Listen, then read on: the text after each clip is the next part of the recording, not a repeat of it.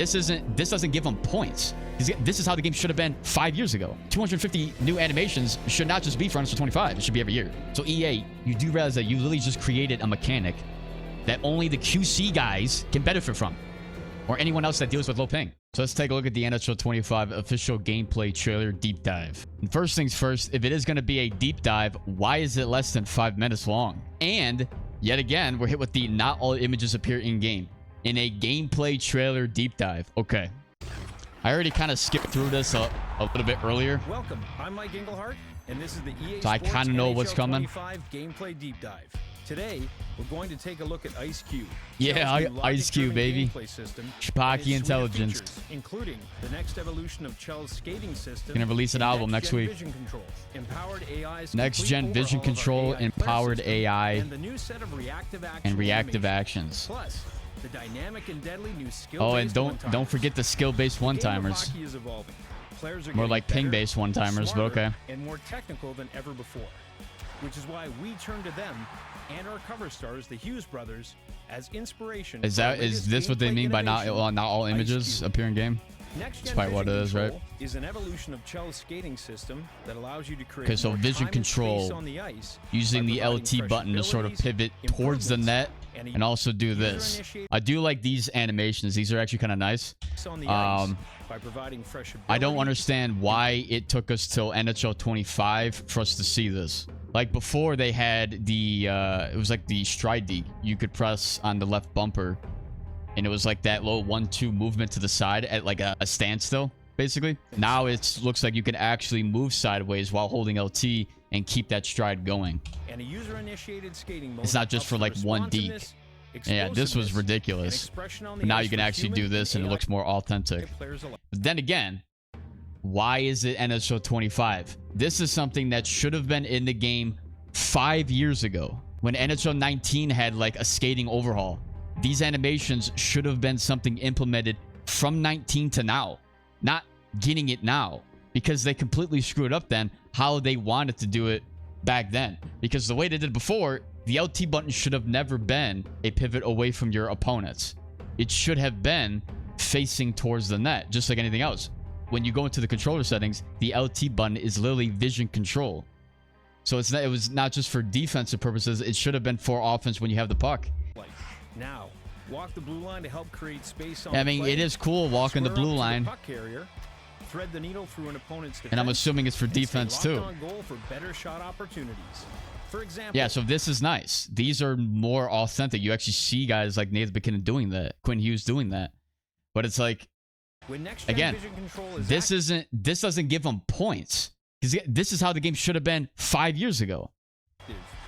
You don't give them points for that. That's not like a gameplay maneuver, like something that's completely game-changing. I mean, it is game-changing, but it's a little bit tad bit too late. From anywhere in the offensive zone in a contextually more authentic way. But that is better.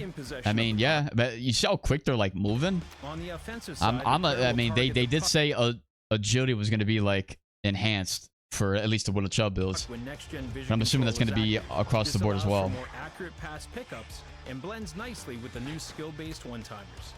Defensively, now this is okay. Hagel right there. With the new skill-based one-timers. Why is Hagel? So Hagel's like turning.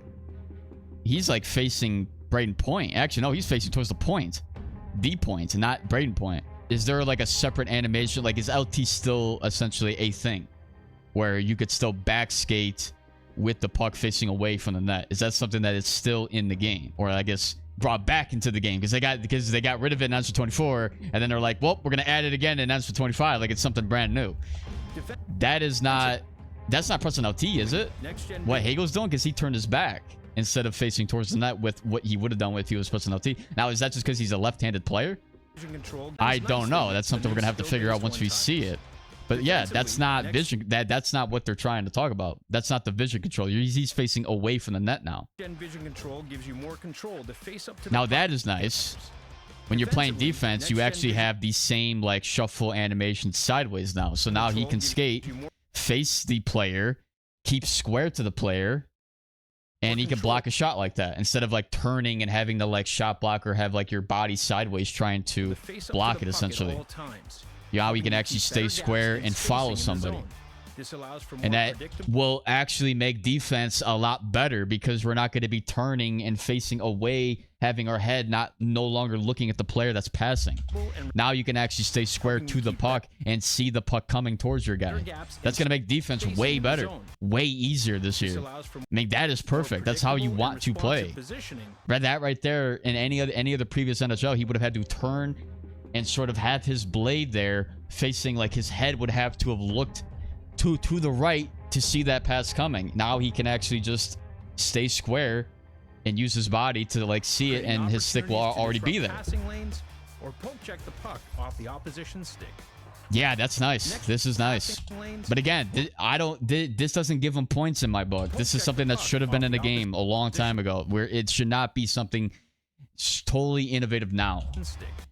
But that is good. That will make defense a lot easier. And if you really think about it too, that's going to put a restriction on the offensive potential of the game, because if you are no longer able to pivot away like you used to do with elite edges, if elite edges is also gone in 25, that's going to make defense more overpowered now.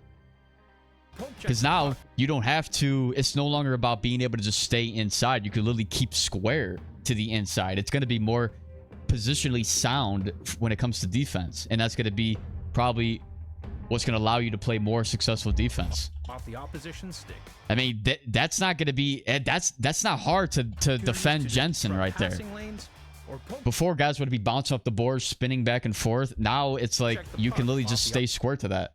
And then you can turn if you need to, if they're trying to get to your inside. That is easy. It's going to be a patience game when it comes to defense. But that fits right into my style, because that's how I've always played defense. Looks and feels incredibly authentic. Empowered AI is a complete Empowered AI. You guys say this every year, EA. Like, this empowered AI. We completely overhauled the AI. Like, what are you talking about? What are you going to say now? Heightening CPU skaters' awareness of wow, the CPU skaters' awareness. I mean, you've said that. That's been your bullet point for the last 10 years. On top of that, all of CHL's in-zone strategies have been rebuilt from the ground up. Oh my god, they've all been skaters rebuilt from the ground up. Wasn't it like NHL 24 where you could actually, it was like for power play setups, right? You could actually set strategies for that. Can you do it for 5-on-5 now? I'm assuming, yeah, you can, because this is a 5-on-5 player right now. So you may be able to tell them where to go. Now, you would think that they would want to add like a create a play feature like back in like NHL 14 and below, right? Old gen, where you could actually create a play in free skate, like in team practice. You could actually switch to the AI or switch to the different players on the ice and actually skate where you wanted them to go, and that was your created play. Could you actually do that now? Probably not, but they're basically telling you that they're better, that they know where to go now, as opposed to doing anything other than what they were supposed to do anyway. Zone possession. The AI players wow, you guys actually stop up in the high slot instead of just skate into no man's land. Crashing the far post, meaning you'll have more options each time you enter the zone. That's not this. I don't see anything new right now, just so you know. And that was that bullet point. That was it. Reactive actions. Like collision avoidance animations allow players to swim past one another and into position smoothly like the pros. Okay. No longer running into and getting tangled up. So now you actually avoid players now. So now instead of bumping into everybody as the center, that was the most aggravating thing possible, is I'm trying to skate and I just collide with everybody. I just headbutt everybody I run into. Now you could actually like, is that just like automatic, or does like if you were controlling this guy here, would you have to press LT at the right time to pivot? Because that is, he is essentially like turning, like he's like vision controlled towards the puck. I'm assuming that might be what needs to be done, or maybe there's a certain like animation with your like stick or something that you may have to do. But that is okay. But again, like you can't talk it up like that's something that's really innovative. They said 250 plus animations, right? Like new animations. That shouldn't be just something for NHL 25. That should be a yearly thing. Like, what else are they doing throughout the year? They're not working on the game modes. His franchise, has only gotten like 1 or 2 things added. Beer Pro has been the same since 21. What are you even improving in HUT? I don't even know. World of CHL, you're not really doing anything else. You're adding a few things here and there, but it's not like it's completely changed. It's really making that game mode pop. 250 new animations should not just be for NHL 25. It should be every year. no longer running into That's not a bullet point either. and that's not a point. Each other. Plus, all new panic turns let players But I'm not going to change say direction. that is these are animations that should have been in the game. So it's good to now, I guess, eventually And see use their them. stick to take away space if they are beaten on the ice. So I actually, wait, hang on. How did that even happen? Plus, all new So he panic moves turns away. let players You're quickly here. change direction. He poke checks. Okay, so it's like poke checking while trying to turn. So it's no longer like he poke checks and is flat-footed because he can no longer skate. So because it's one animation interrupting another animation, you have to wait for this animation to end so that this one can begin. Now it's like they're trying to combine those animations together. So if you're going to try and poke check and then turn right away, it's going to be one of these types of effects where he's like off balance trying to turn. Making defensive players more athletic and I mean, okay, but again, all of this means that our on-ice players that should have already been in the game. Because how many times have you poke checked and you're flat-footed because your poke check animation stops you from skating? You shouldn't stop skating or be able to skate just because you poke checked one time. You follow your momentum, you still poke check, you still have your legs, and like, you know, creating a new level in of real life you can authentic still skate. intelligence and improving the moment-to-moment flow of gameplay. Thanks to IceQ opening up more offensive opportunities, the new skill-based one-timers really shine. Skill-based one-timers, let's hear this. Anchored by a new in-game visual indicator that identifies a teammate as a target for a skill-based one-timer. So when they hold their, it's like the manual 1T. It's like basically putting a skill gap to the manual 1T. Is that what they're trying to say? Can you still 1T the normal way? Or do you have to, if you're going to get a successful powered 1T shot, do you have to hold your stick like Zibanejad is doing right now? For a skill-based one-timer. Bang. Because that is... To a teammate, you'll need to input the shot control as the puck There's arrives 1T. Well, that didn't prop. Passing to a teammate, Well, hang on. you'll need to So the indicator is there. Now, of course, this is an AI, so maybe if you're controlling him, you would have that indicator stay. 5-on-3 power play. He's got it. He's got it. Yeah, he's not. It's there. It's showing. All right. It props, but it's not showing the indicator, or it's not showing the whatever that indicator was like that. Base one-timer is dynamic. So why was that red? Was it because he doesn't have 1T? And the fact that he didn't hold his stick back? Is that what they're trying to say? Because now look, he's not throwing it back. He's just going into the animation like he just went up on the right stick. And because is it just because it was not fully back and up? Is that why he got a red indicator here? And takes into account how fast the he said it looks like every time they have to wind up. Well, obviously a one-timer is that. But there is like snapshots, right? Like a one-timer is not like a slap shot animation all the time. There's like a snapshot effect, right? Like a quick 1T.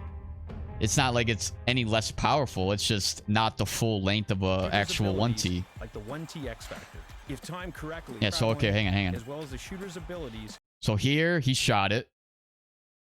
It's green. And takes into account let me see that again. The puck is traveling, as well as the shooter's ability. You know, he didn't wind it up. So I'm assuming that's just up on the right stick and he just timed it right. Like the so it's still going to be based on timing. You can't hold up on the right stick anymore to prep your player for the 1T. You now actually have to time it. But EA, you do realize that anybody that deals with ping going to have a significant difficult time actually getting a successful 1T to go off. Because you're literally going to be battling with ping. Like, you can't control that. So anybody that deals with, like, I don't know, like, we're just going to spitball 50 plus ping. You're going to have a more difficult time, especially if you're in the hundreds. You're going to have a significantly difficult time, more difficult time than anybody that deals with, like, 10 or less ping. If timed correctly, that doesn't add a skill gap to it. That's just adding something that only the low pingers can actually benefit from. You're going to make everybody else suffer because they don't have the proper connection to the server. Yeah, that's going to suck for anybody that deals with 100 plus ping. Sorry, guys. I wouldn't buy this game if you're, I guess, a guy who deals with anything higher than 70. So EA, you do realize that you literally just created a mechanic that only the QC guys can benefit from. Or anyone else that deals with low ping. So you just gave them something that's more beneficial for their server only. And anybody else that deals with 10 or less ping. Drops, raising the stake. Oh my and gosh, making the man. action all the more exciting. Yeah, literally, you're gonna be shooting these fucks, and it's gonna you're not gonna be able to shoot. That's full pressure too, and he still can't hit the net. Thank you for watching the NHL 25. And that's it. Play Deep Dive. We're excited to see how you take advantage of Ice Q and its ability to create time and space on both ends of the rink. Stay tuned for more info on presentation, gameplay modes, and more. That's literally it. Skeleton crew or not, this is not enough for the price of a full game, especially what they want you to pre-order. This is not worth $100+ Sorry, it's not. Obviously, someone like me has to pay at least the standard edition to get the game. But for anybody else, casual, I wouldn't even consider really paying for it.